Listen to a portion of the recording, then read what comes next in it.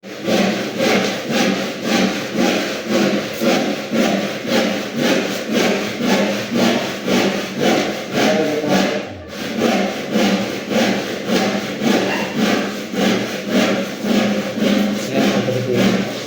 tayo takip ng inodoro.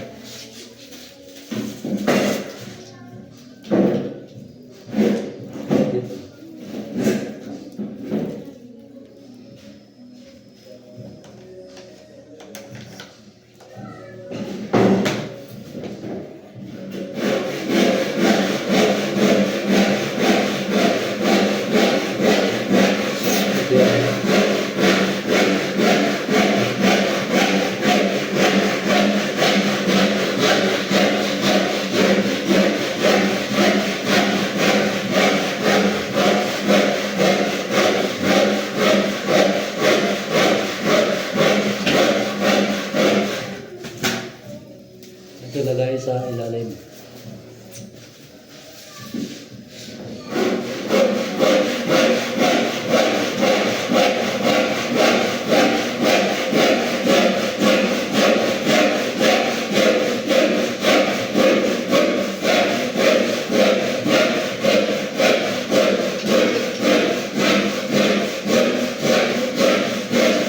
Yan. Ito lang ganun ang kalalim. Dito na siya.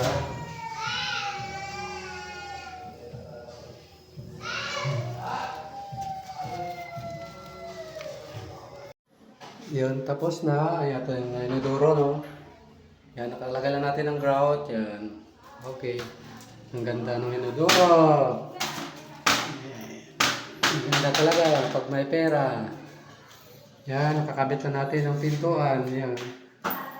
Yung grepo, yan. Dede. Pinto, yan. Yan. Yan siya. Ang kulay ng PVC na pinto. Dito sa kabila, tapos na rin natin kahapon. Yan silipin natin. Bale dito, gagawin natin bukas na naman yung flooring. Lagyan natin naman ng red cement.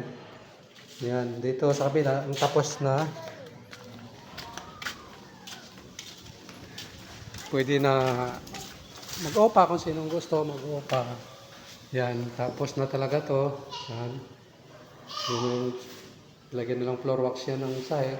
Kung walang nirolium, floor wax pwede na. Yan, ready na. Sa gusto mag-opa, yan. Ang bintana, ganyan sliding. Yan, maliit lang na bintana, sliding. Yan. Yung ginawa natin na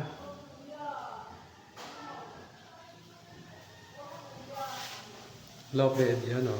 Yan, ganda na loft bed. Diba? Malapad-lapad to, sobra 8 feet.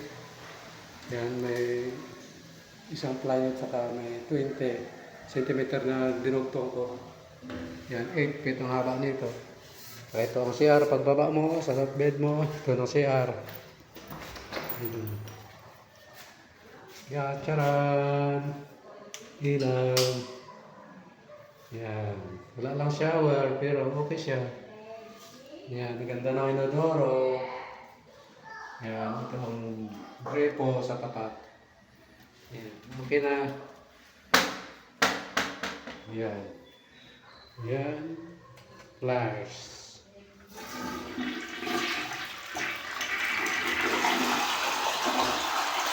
Yan, galing. Yan. Ay, gusto mag-upa, ito na, dito lang yun sa bagsak. Balik banda. Sa bagsak palengke, PS8. Hey! Yan, sa bagong silang Caloocan. Yan. Yan, dito na video natin. Yan, shout out everyone. Yan, huwag kalimutan mag-like o mag-share. Yan, laking tulong na kay Papa G. Bye-bye na.